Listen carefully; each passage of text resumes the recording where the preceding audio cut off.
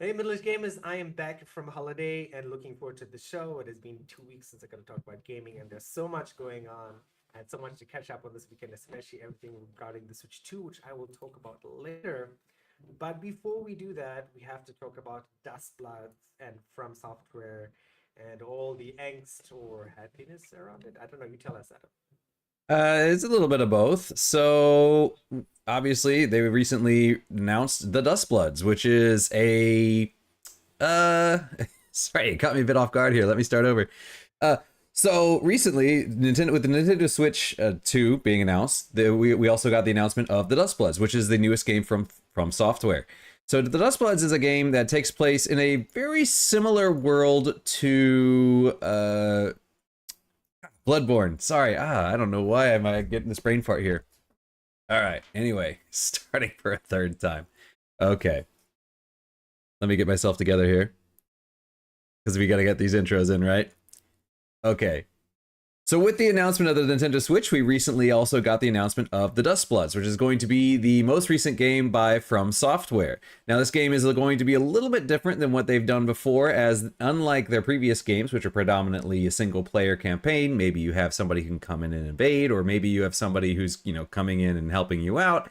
In this game, it's going to be PvPvE, which sounds like a game that is very familiar to me, but I'll get into that game at the end to tell you what kind of game I think this is. So what we know about the Duskbloods so far is that it is going to be a Switch exclusive, at least for now, and it is going to be launching in 2026. And I say at least for now because it turns out that this IP is actually owned by From Software, not by Nintendo, which means that similar to Monster Hunter Rise, which originally was a Nintendo exclusive, this could be released on different consoles later or even on PC. So we'll see about that. We don't know as of yet, but for the time being, it's going to be a Switch exclusive. So in this game, you're going to be playing as, yourself. You're going to be going out into the world. You're going to be fighting NPCs as you normally do, but you're also going to be fighting other players. And your goal is to acquire something called the First Blood. So each game is going to have 8 players per session, and it's going to be, for the most part, a last man standing kind of game. So it is going to have kind of this battle royale, game loop. For the most part, there are going to be some exceptions to that. So basically, you're playing as a character called a Bloodsworn, and a Bloodsworn is an individual who has achieved superhuman strength or power via some kind of special blood, this first blood that you're trying to get at. So you're kind of like vampires, but you're not exactly like vampires because you don't have vampiric powers necessarily, but it's a similar kind of thing where, you gain the blood, you gain power, that sort of thing. And the game takes place at the end of humanity. It's called Twilight of Humanity. And basically, Bloodsworn are summoned from across time and space all over the world, and they are all trying to get this first blood to either save the world or, create a new humanity. We're not quite sure yet. But because of this, it means that the game has no fixed era or location. So the places that you're going to be, doing combat in, your arenas or whatever, are going to be taking place in different times and in different locations. So you're going to see very different settings. So mostly what we saw was that kind of Victorian era setting that we see in Bloodborne, but you're not necessarily only going to see that. You might also see some, they said there's like a pre-modern era with some trains and whatnot. So we're going to see, there are probably some medieval areas, with castles and whatnot. So we're going to see a variety of locations here because you are moving across time as well as place. So the characters in this game are semi-customizable, but probably more so in the vein of Night Rain. So what you're going to do is each character basically has a set weapon and skills, but there is some limited customization. So they have what's called your blood history and fate. And with your blood history and fate, as you play, you're going to get some, victory points or whatever, and you can use those to unlock new things for your characters. So you're gonna be able to unlock new lore. So this is the way you're getting lore in this game, is by unlocking these new abilities and that sort of things. You're not finding them in the world. You're basically just unlocking these nodes on your character, and you're getting lore through those. You're gonna be able to unlock new abilities. You're gonna be able to unlock new appearances for your characters, so skins. And you're gonna be able to unlock your inner character role, which is going to change the way that they play in the world and their relationship with other characters. So roles in this game are basically like special goals. So basically, like I said before, for the most part, it's going to be kind of a battle royale where it's last man standing, but you're also going to have some personal goals that you might want to achieve before the end of the match. And if you can get those, you know, you're not victorious, you don't get a victory, but you do get some bonuses to, you know, what you acquire because you reached your goals. So the goals that they gave as an example were Destined Rivals, where it'll mark another character as your rival, and if you're able to take that character out specifically by yourself, then that's going to get you kind of this goal victory. Another example would be Destined Companion, where if you find, it'll mark another character, and you need to find that character and create a bond with them, and then, you know, work together with that character, and then that will achieve your goal. So you're basically, what you can do is you can customize, okay, how do I want to play? Do I want to play competitively, where I have a target that I need to take out? Do I want to play maybe a bit more defensively, where I find a friend that I'm supposed to team up with? So you can kind of set what your goals are going to be in the game beyond just straight up victory, and then you're gonna be able to do that. And you know, as I said before, you're gonna be able to unlock new abilities, and these are going to complement other skills that you're gonna have, such as sprinting, super jumps, double jumps, that sort of thing. And it's also worth noting that every single character is going to have both melee and ranged capabilities, because they did want the game to be fair. So, you know, you want, you know, obviously if you don't want somebody to be completely at a disadvantage if they are a melee character and somebody else is at ranged. So, you know, your characters are going to be a little more set than what we're used to in most From Software games. They do say that there are going to be over a dozen characters to choose from, though, so you're going to have a large variety of them. We saw a whole bunch of them in the trailer. We saw there was the one guy that they start out with who's got the long sword. There's a guy who's kind of in a steampunk outfit with like a rocket pack on his back. There's a woman with these, looks like two, what are those round things called, chakra or whatever, you know, dressed in kind of Chinese style clothing or whatnot. So, you know, those are some of the examples of some of the characters that you can get. And each character has, they can summon an entity to assist them in battle. So in the trailer, we see one person, it looks like they turn into a dinosaur and eat somebody else. So it's not quite, I'm not quite sure if that's supposed to be some sort of ultimate ability where one of the characters can transform into a dinosaur, or if that's the entity that they're summoning. I'm not quite sure there. But basically the gameplay loop is going to be, you're going to play a match, you're going to get rewards, you know, based on, you know, how far you got in the match. You're going to be able to customize your character a little bit, and then you're going to go in and play another match. And victory points, as I said, are mostly going to be from last man standing, but there are going to be some other ways to, you know, get a victory. For example, they have a special event system where special enemies can spawn or objectives can change. For example, there could be a world boss that shows up, and instead of killing each other, everybody needs to kill that boss. And if you're able to take that boss, basically everybody gets a victory in that mission. They're also gonna, you know, you can also, as you're going through, your character's going to be leveling up, it seems like. So, you know, you're going to start off at level 1, and as you go through, your character's going to be able to, you know, you're going to take out some NPCs or whatever, or take out another person. You're going to get a certain number of points, and then those points are going to upgrade you. You're going to get a little bit stronger. They say that you can get that either through direct combat, you know, you fighting and killing things, or opportunistic behavior. Maybe if you know, sneak up on somebody and take out, you know, kill steal or something, you know, you might get some bonus points or something like that. So these random events are not going to be every single time. It says they are random and they don't always occur. The example that they give is in the trailer. They showed like this giant, it looks kind of like a giant Majora's Mask moon thing. They call it a stone head in the sky. But they say when that shows up, it's going to affect the environment. So the environment's going to change, and it's going to change your match rewards. So if you do win, you're going to get different stuff than you normally would. So this is going to keep it a little bit fresh. So it's not exactly just Battle Royale every single time.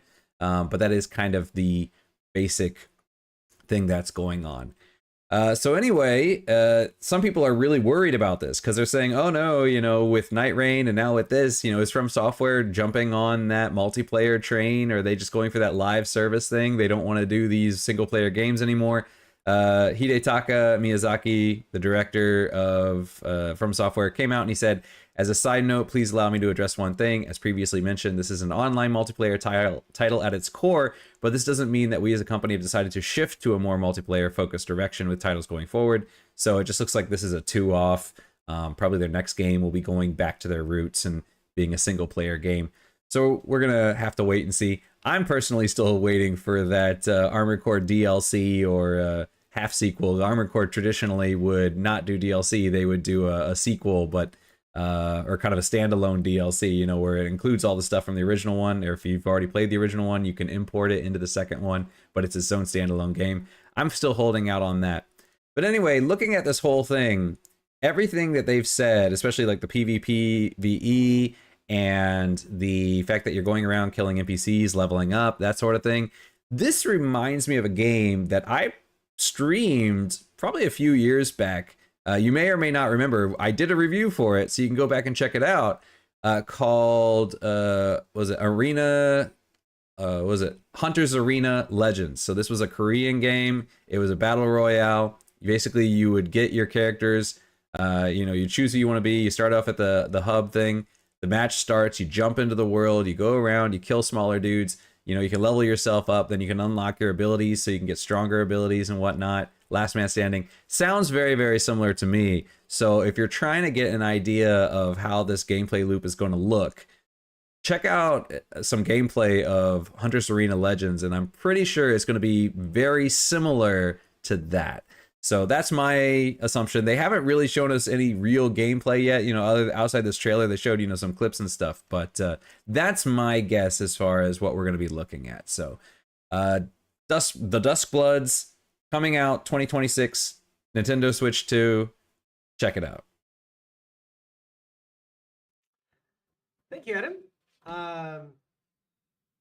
Something is very weird with my microphone because it shows my microphone as your microphone,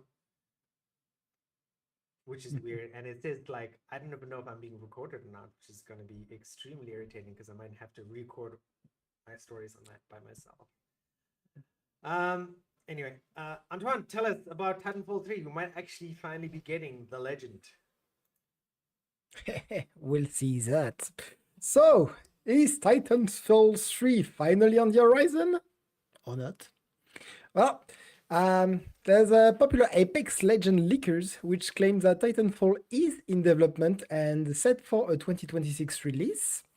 True or not, you know that Respawn is linked to EA. EA has shut down this rumor many times. But this time, leakers are on the ball and they're giving us a bit more, you know, born to grind. So Respawn, just to give you context, Respawn Entertainment, they have 3 teams. They have one which works on Apex, of course. One which works on Jedi Survivor. Jedi Survivor 3 is supposed to come. Honestly, I didn't check the date, but 2026 or 7. But they're working on it. And they have one team on VR. But, you know, the Apex team, they may, or may not, have taken a side project with Titanfall, considering that, as you may or may not know, they are in the same universe. Titanfall, Apex, sorry, takes place 18 years after Titanfall 2. So, according to the rumors, Titanfall should be revealed during the 2023 Game Awards. That'd be fantastic. With a fall or holiday 2026 release window. So that's hopefully specific. That'd be great. On Twitter, so I gave a link. I don't know if it's appearing somewhere around here, but Yorotsuki posted an image of the Titanfall 3 logo, saying that the game is in development at Respawn. And this apparently was confirmed by another leaker called Osvaldator.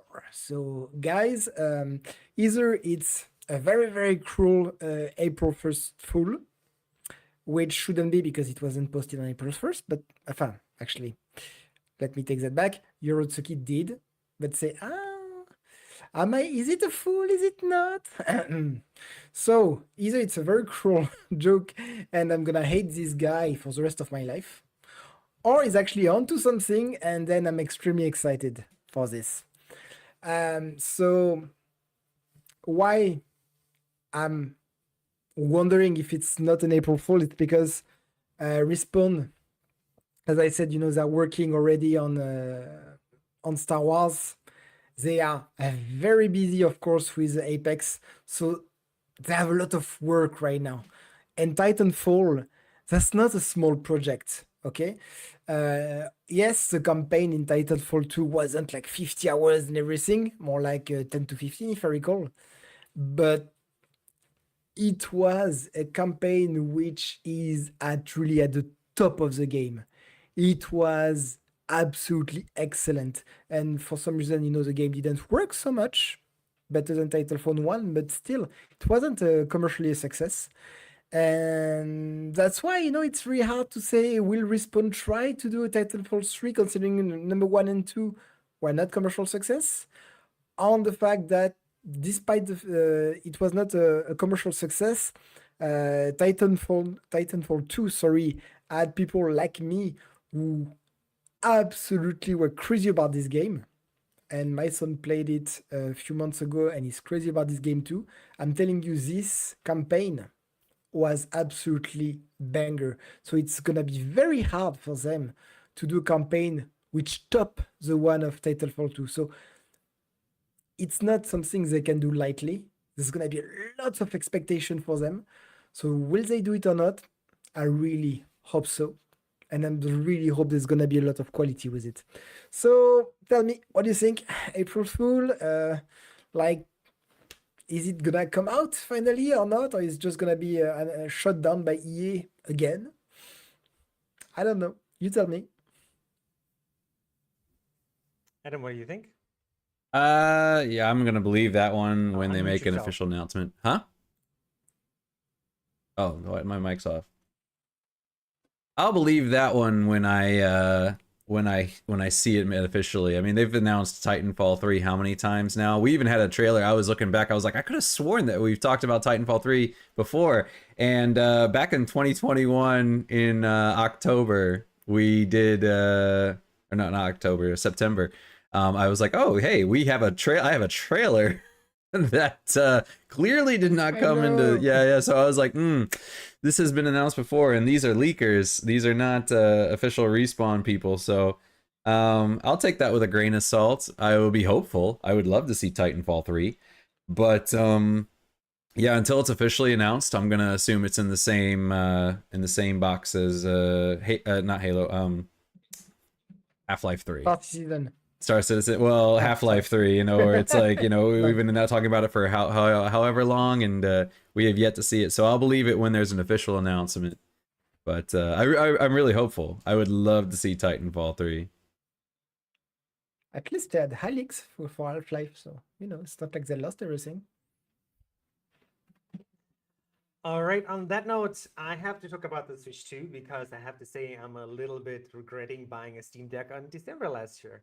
I mean, not like I could have gotten a Switch 2 in Taiwan anyway, because I just looked at the Taiwanese Switch 2 site, and the rough estimation is anytime from July to September of this year, according to the Taiwanese Switch site, which, I mean, it's fine. And then even still, I mean, there's a bunch of stuff with that. I think I'm going to sneeze just now, but one of the things I did see as well is like if you do want to pre-order, you have to have like 50 hours of Nintendo Switch Online. And I'm like, that is ridiculous. Like, I've never used a Nintendo Switch Online. Why would I want to play with other people online? On a Switch anyway, like Switch was always the single player console for me. But there's so much stuff I could talk about. Today, I want to talk about prices because just as of like 4 or 5 hours ago, a bunch of outlets reported Nintendo finally replied like, hey, this is why we have this $80 price point for Mario Kart. And again, it's higher in some regions and lower in some regions. Maybe not that much lower. So what I wanted to ask the guys is like, if all games, and I've looked at Reddit when I came back, and everyone was like, oh my God, this is crazy. And of course, Reddit being Reddit, they're like, it's literally, as you're scrolling down, if your algorithm's all about games, you're going to see lots of complaints about this $80 price point, and Nintendo's going to make the rest of the industry move to an $80 price point. We saw Civilization 7 at $70 right last year when it launched. I mean, that's $10 more. So my question to, let's go Antoine first and then Adam. Do you believe a game or any game can deliver $80 of value to you? And we'll talk about US dollars just to keep it consistent between us. So whatever your local currency is, that would be 2,400 Taiwanese dollars. I think how many thousand yen, whatever. But Antoine, could any game deliver $80 of value for you? That really depends if that's the base game, which include like base game plus season pass. Take Mario Kart, for example. Mario Kart 8, you had the base game at a good, well, I don't know in US, but $70 Canadian, right? And after that, they released extra races, which you had to buy. If you give me an $80 game, but which includes every future development, every DLC and everything, for me, it's fair. Even though you might not want to buy the DLC and you can say, no, thank you, I just want to have the base game and keep your DLCs, right? So I can understand both. But if it's just $80 the base game, considering it's digital, you don't even have to spend a cent on cartridge now, almost, then no, absolutely not. Adam? Okay, so I'm looking at this more of like a mathematical thing. Like, if I'm playing, okay, so I played Persona 5 Royal. I played, what, close to 200 hours of it at $80. That's like how many cents an hour, you know? Compare that to, you know, a movie, or compare that to a ticket to a baseball game, or compare that to, you know, going to a trampoline park for a couple hours.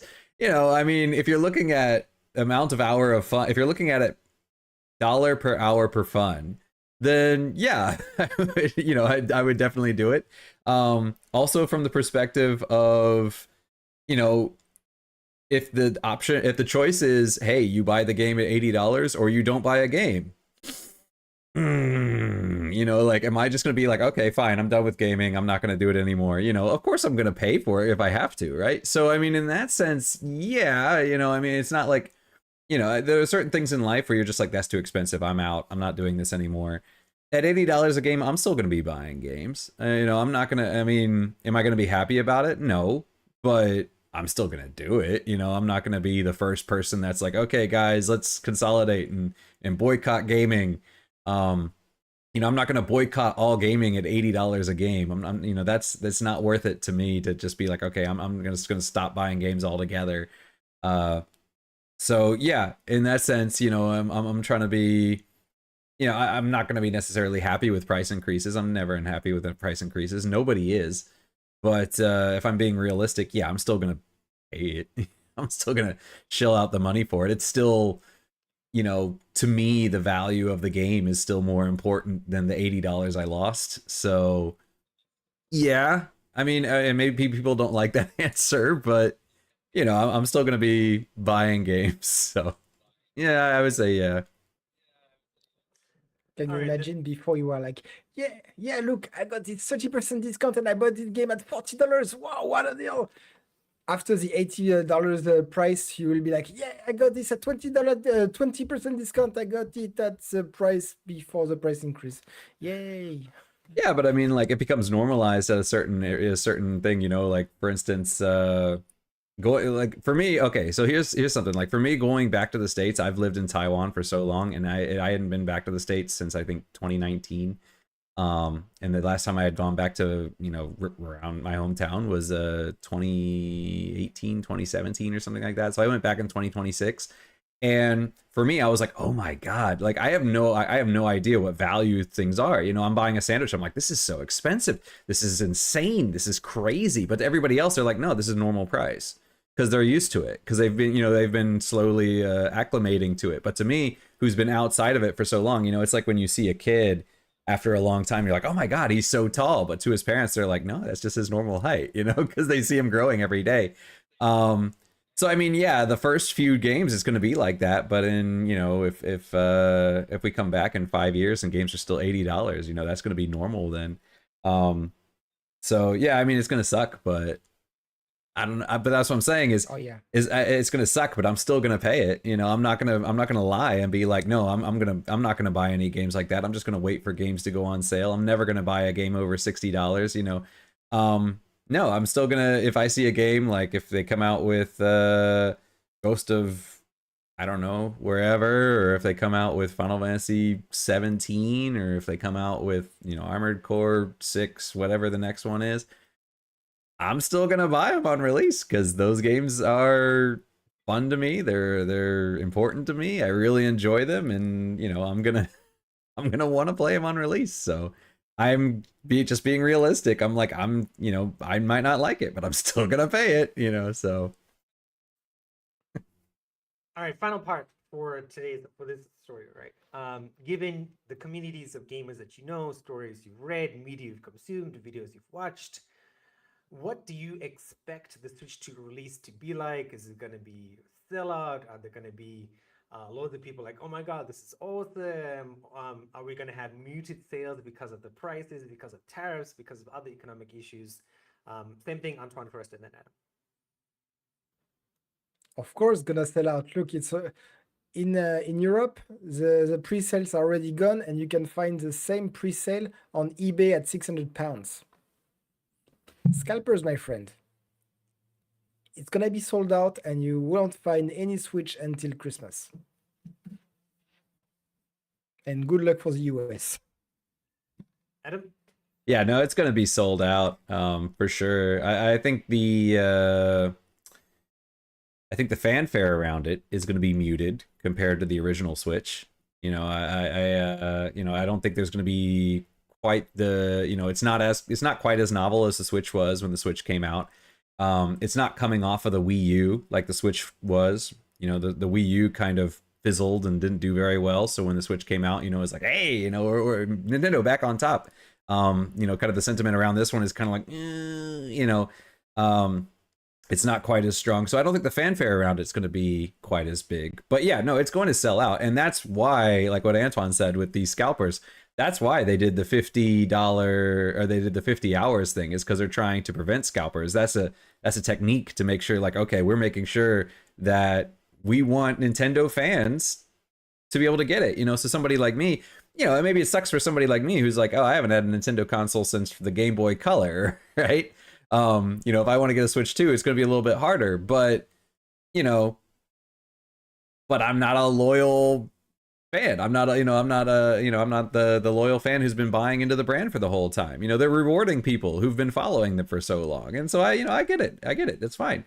I'm not going to fault them for that. I think that's actually really cool that they did that and made it more accessible to, hardcore fans. So, granted, like you said, not everybody's on Switch Online. Some people are, just playing single player games. I mean, I probably would have done it through. Oh, I guess actually I saw an announcement saying Switch 2 is not going to include achievements. So I guess Switch does not do an achievements type system. So you can't really do it through that. But yeah, I think, Okay, and on that note, let's switch it up. Antoine, tell us about Synergy. We need some new positive gaming news. Yes, Synergy, which has been on early access for quite a while at what, $35, $37 Canadian. So if you were had your eye on Synergy, honestly, it's being released on April 16. I don't know if the price is gonna jump because of the release of the 1.0. Just in case, maybe you want to buy it now, in case the price bump up. But Synergy, what is it? It's a city builder, and a beautiful one at that. And if you played, and you're gonna hear some names that you're gonna find in mechanics again, the Timberborn, the Frostpunk of this world, all of this, you're gonna like this game, I'm sure. So your citizens will have to adapt in an environment which is both beautiful and unforgiving. Your goal, as usual, is the city builder, right? So you need your city to prosper, to grow. You will need to explore, analyze, and experiment your way through. So this typically the city builders that you're gonna restart at least a couple of times after a few hours, because you realize, I should have done that in the beginning of the game, of course. In this game, because it's called Synergy. So yeah, of course, you imagine that there's going to be something with plants. So you need to conduct analysis of plants and other natural elements to increase your knowledge of your environment. And you need to understand. That's very easy to understand, right? You arrive in a new place and you're like, this mushroom looks very toxic, but this one is not. You need to conduct an experiment to see what can I eat or not? What's going to kill me? That's normal. So this knowledge will guide you to obtain resource, to ensure the safety of your citizen. Don't eat the poison mushroom. To optimize your city. Survival and prosperity is gonna be all surrounded by this mechanic of you trying to find a sustainable approach to live in synergy, of course, with your natural environment. So if you play Timberborn, you'll see mechanic like the change of seasons of environment. For instance, you better stock water before drought. If you play Timberborn, how many of your little guys died because there was no water? I know. Very classic mechanic, but you will need to assign citizens to a research center at the Hall of Wisdom to launch research project, of course, technological project to have new techniques, cultural research to have more civil structures. Sorry. There's also a mechanics that I actually didn't see in the trailer, but looks interesting. You can build 9 districts which each have a unique feature, and that you will need to place strategically in your city, which is why I'm thinking that you need to restart a game pretty often at the beginning until you understand all of the mechanics. You have to, and each of these building will have some specific bonus that you need to really think strategically to make a big, nice, prospering city. Same as an anno, you will need to meet the needs of your citizen. I personally hate that mechanic, but you know, lots of mechanics use this anymore, like Manor Lords recently. The needs of your citizen, and to strive by providing them with the most satisfying accommodation possible. I think you had the same in Timberborn, right? Anyway. And similar to Frostpunk, you will need to send your citizens do some expeditions to learn more about the world. Exploration increase exactly the same as Frostpunk, meaning you will meet some survivors that you will convince them to join your city. You will find precious artifacts which reveal the lore of this world. You will find some resources. So all of this is pretty similar, but I really like the fact that it has its own art, you know, like really, yes, it's a classic city builder which take mechanics from all the best city builder around, and I really like that. It has its own brand with the synergy with all the plants that you need to analyze to live in comfort in your environment. I really like that part as well. I never play Rust, but that's a bit how I imagine it to be. Anyway, so tell me, as a city builder, is it something that you played in early access and recommend to get on April 16? Or is it something that you say, that's, you know, like it's a great city builder, but in the end, it's a bit more of the same. I know that I like more of the same, so I'm gonna get it. But yeah, so tell me what you think about Synergy. Sounds interesting. As soon as I saw you put the link in line, I'm like, oh, I've got to add this to my Steam wish list. Currently sitting at 180 games. But beyond the wish list, Adam, what is your final story? Because you told me and I already forgot. So my final story for today is that Zenless Zone Zero is finally coming to Xbox. So Xbox, I guess a while back, got Genshin Impact, which was a PlayStation exclusive for a long time. Well, PlayStation and PC. But now Zenless Zone Zero is finally coming to Xbox. Now, we don't have an exact date as to when. However, coming April 11th, which is just in a few days, at 10 a.m. Pacific time, they are going to do the Xbox Spotlight. And on the Xbox Spotlight, it's just going to focus purely on the Xbox version of Zenless Zone Zero. So hopefully, I mean, obviously, I'm assuming they're going to announce when the game is finally releasing. So if you're not familiar with Zenless Zone Zero, I played it for a long time, what, like 3 months or something like that, because I was waiting for, you know, the next game to come out. But I was waiting for October, actually. I was waiting for Halloween. But anyway, it is an action RPG. You know, some people might call it a brawler, some people might call it a beat 'em up or whatever. Last time when I was talking about Shinobi, people were saying like, oh, you know, it's not a beat 'em up, it's not a brawler. But then I guess, you know, looking on Wikipedia, it's like, no, it is. But you know, there's like a whole bunch of different definitions. You know, it was the the lines between different kinds of genres are getting blurry as we go along through time. But anyway, it's an action RPG. It is a gacha game. So basically what you're going to do is you're going to unlock new characters, and then your characters can be equipped with, I'm forgetting what they're called, engines. They're called engines. And then that'll enhance their stats. So, you know, maybe it'll enhance their attack, or it'll enhance their defense, or it'll enhance their HP or something like that. Or, you know, how quickly they accumulate their special, that sort of thing. You can't equip different weapons. You know, characters have set weapons and whatnot. But your character is going to have, they have a basic attack, they have a special attack, which your special attack uses energy. And when that energy is depleted, you know, you use it, the energy's gone. But then, or, you know, it'll use up a bit of energy. But if you run out of energy, then that special attack will become a heavy attack. So it'll be, you'll have a light attack and a heavy attack in that case. So you don't just lose the button entirely. They also have an ultimate. And then they have parries. So there's a parry button. You can also dodge enemies, but you know, when you parry them, then the second character will hop in. So the characters are hopping in and out. Very cinematic. So it looks really, really good. The animation is actually really good in the game. The animators have done such a great job with it that actually, what was it? I don't remember who it was, but a Japanese developer came out and said, you know, we've dropped the ball on animation. Look at these animations China's doing with this game and some of their other games. And I mean, they're just really smooth and look really, really good. So, you know, Japan needs to get back on the ball with that. So the animations are really, really good. But anyway, the story of the game is that the parts of the world have been overrun by these things called hollows, which are basically these, they're these kind of black hole looking things. They send you to basically an alternate dimension that is, if you go in there, things get corrupted and whatnot. Certain characters have an affinity that they can go in there and they can resist it for longer. So those characters, you know, those people go in there and they fight and they pull things out, or they do whatever they need to do in there. So those are your characters. You play as this brother and sister couple.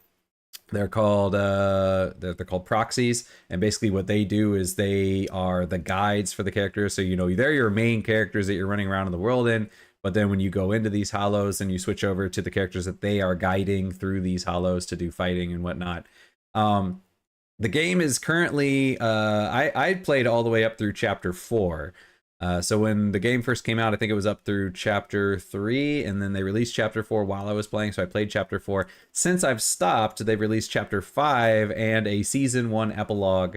So I guess we'll be entering season 2 sometime soon. They have made multiple changes to the game since I started playing. When the game first played, basically what you would do is you would go into your hollow and you would play as this kind of little, they called it the TV game or whatever. But you know, apparently people didn't really like that, so they've swapped that out, and now there's more of this combat action oriented type stuff. So personally, I really did enjoy the game. I thought it was a lot of fun. It was fun playing as the different characters. I would have preferred, though, to get a full game release like we did with something like Dust Diver or something, where I can just unlock a character, you know, level them up, get their stuff, because the gacha elements of it, you know, especially if you're doing free to play, you know, you gotta log in every day and you gotta, you know, get your, you know, you get a certain amount of energy, and you can only use that much energy per day, and then you can either pay to get more energy or you can wait, you know. And that's what part of the reason why I could never had a hard time getting into mobile gaming, was that energy system. And it's like, okay, you can only play this much per day. So you can play as much as you want, but if you want to play the parts that are going to be gaining you the materials to level up, that's what's limited per day. So all in all, really fun game. Not a fan of the gacha stuff, but if that's fine with you, then, you know, definitely check it out. And even if you're not, I mean, especially when you start out, you can get a lot of free stuff, as these games always do. And it is a lot of fun, and it is free. So, I mean, there's no reason not to just say, hey, you know what? I'm just going to download it. I'm going to play, you know, maybe the first chapter or two just to see how I like it. Definitely worth it, you know, especially because it's free. So check it out. Zenless Zone Zero coming to Xbox soon. Announcement coming at the Xbox Direct Xbox Spotlight. Sorry, it's a PlayStation Direct. Xbox Spotlight, April 11th, 10 a.m. Nice, Adam. Have you ever gone back to play Xenozone Zero? I've thought about it, but no, I haven't. There's just so many other games to play. Yeah, so... Yeah, it's just not worth my time. I'm still playing what's it called? I'm still playing Sin Duality. And you know, You're now still I'm playing I'm still Sinduality? playing Sin Duality. I'm streaming 𝙎𝙪𝙥𝙦. I have was it 𝙂𝙖𝙢𝙢𝙧 Choice or whatever, the Shadow Tactics game to play in the background. Expedition 33 is coming out this month. And then next month is Death Stranding. Is it next month that's Death Stranding? And the month after Death Stranding is coming up, and then Ghost of 𝙎𝙬 later this year. I've just got there's so many games. I mean, that's one of the things is like I'm enjoying my time with Sin Duality, but I know that once I hop off, it's going to be very, very hard for me to hop back on. Also, the Dawn Trail most recent patch came out just I think last week or the week before for Final Fantasy 14. So I'm playing that as well. So yeah, I'm probably gonna once I stop Sin Duality, I'm gonna stop that, and then yeah, it's really once I hop out of a game, it's really hard for me to hop back in. You know me, I play one game at a time, and I play it to completion. I understand. And on that final note, I'm going to talk about a game. I was trying to research like what is the hottest games and like what is the metric for a hot game.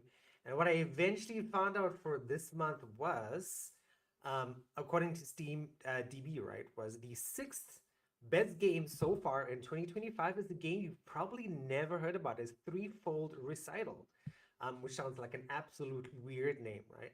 And I was trying to discover like where's this company from, who made this game, and what's going to happen is basically right. Uh, I discovered that this game was it is a Japanese publisher but a Chinese game, because I'm like now I'm learning Japanese. I'm like okay, so like Japanese kanji and Chinese characters of course are connected, and then so this confused me. But anyway, so what is Threefold Recital? It is a cheap, less than $10 game on the Taiwanese Steam store. Is basically set in like an Asian fantasy world of magic and technology that exists together. And you play as three heroes, or three different heroes, right? One is a wolf turned monk who's able to see and sever karma lines, the threads of cause and effect. The second is Tai Ching, which is a fox turned priest, as an expert of transmuting substances and other Taoist spells. And Transia, the snake turned artist, is gifted with the ability to enter paintings and alter people's appearances. So all of that sounds really, really cool, right? Like different abilities really out there. What this is like a very well done, artistic, beautiful game that allows you to do some really, really cool stuff. That being said, right, like I know some of you are like, okay, with these names, right, this is probably going to have some English translation issues. And yes, unfortunately, it does. But then again, right, if you're somebody who watches a lot of K-dramas or other stuff, right, like, you know, the English subtitles are not going to be perfect. And in this game as well, the translations are not going to be perfect. That being said, right, it is like so far over the 4 months out of this year, it beats a lot of the most popular games in terms of overall Steam rating that you might have seen. Of course, number one as of this year, you might have heard the name Schedule One, is the most highly rated Steam game of 2025. Um, Again, not surprising. I didn't want to talk about that because I think that's a subject for somebody else to talk about, perhaps, but not me. But yeah, it's a really cool game. It's not that long. It's about under 10 hours from what I understand. It's another one of those indie titles, and we've talked about this before online or maybe Discord, where a lot of developers are like, hey, there's so much stuff coming into the Steam store all the time that these really cool, awesome, innovative new games get buried under all the new releases. The free-to-play games, the gotcha stuff, the whatever you want to call it, right, gets buried in the Steam store. So this is definitely something for someone who's into story, adventure, puzzle games, a little bit of platforming involved, right? But it's mostly all about sort of figuring things out. In the Steam reviews, people sort of compare this to like I was gonna say an Asian Ace Wright, Phoenix Ace Wright trilogy, whatever the hell that's called. Anton and Adam would know what I'm talking about. I've never played those games. My older brother has. Um, but yeah, you guys probably also know what I'm talking about. I don't either, but yeah, they compared it to that in a sense, like it takes a bunch of inspiration from a lot of different places, combines Chinese mythology or stories about animals and what they do and karma, and combines it all together into a really cool game. This is game 179 actually on my wish list. So when I'm when I'm finished Avowed and finished whatever the hell the next thing I'm gonna play, I'll probably play this. I'm looking for a decent story game without insanely difficult puzzles. This looks like it.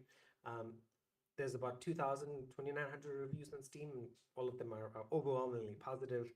So if you're looking for something like this, add it to your wish list. I believe it's available on a few different platforms. I didn't check. I just looked at the Steam list because this is all about Steam DB anyway.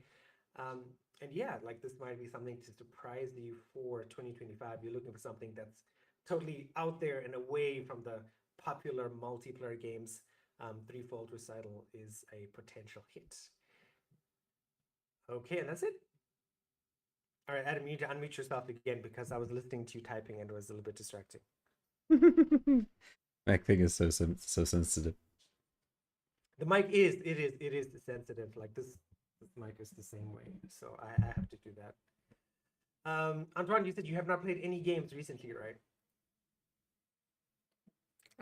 Last time I played, I think it was a week ago at least on 𝙎𝙪𝙥𝙥𝙦, which is nice, but not as the story is not as gripping as 𝙎𝙪𝙥. That's why as well I'm not feeling the urge to go back and play the story because it feels so fantastic. It's like, hey, I have an hour here. Maybe I can just spend some time there. But at this time, I just don't have time at all. So no. So I mean, once you get time back, are you going to continue with 𝙎𝙪𝙥𝙦? Are you going to play something else? Yeah. Well, there's this the one I talked about, the city builder. I really like it because when you have because 𝙎𝙪𝙥𝙦 is like an RPG, and you need to at least play an hour if you want to really get back into the story and the gameplay and everything. On a little city builder like this, you can play 20 minutes. This is oh shit. Oh, sorry. Oh crap! I didn't do what I should have done. I'll restart. That's fine. These days I just don't have time to spend hours on a single game, something like this. So you got to get those sort of micro gaming segments in 20 minutes. Yeah, exactly. Okay. Like when Exactly. you were playing Beyond the Storm, right? Like Beyond the Storm was a game like that for you. If you notice, it's exactly the same time period I was playing last year, between April and June. Yeah. 20, 30 minute session, that's it. Because I just don't have this time during that period. So hopefully we get to continue seeing you, and if we don't, then hopefully the next time you can say, yes, I finished Synergy or everything up to all the early access content, right? All right, we'll see. All right, and on that note, wonderful. Good to be back with you guys, and I will be back for the foreseeable future. I don't plan on going anywhere else. Yeah, definitely not planning on going anywhere else after the long flight. As always, don't forget to keep checking out Adam playing in 𝙎𝙪𝙥𝙦 if you're on the fence. I've had some interesting opinions about it from Adam, which he clarified earlier on this week, so check that out. And as always, stay tuned for 3 videos, maybe 4 if we're lucky, from the stories today. If you missed them, or you're watching the live show, watching just the sort of toned down content, focusing on a particular story. And then we'll see you guys next week, Tuesday, same time, same place. Bye, guys. Bye-bye.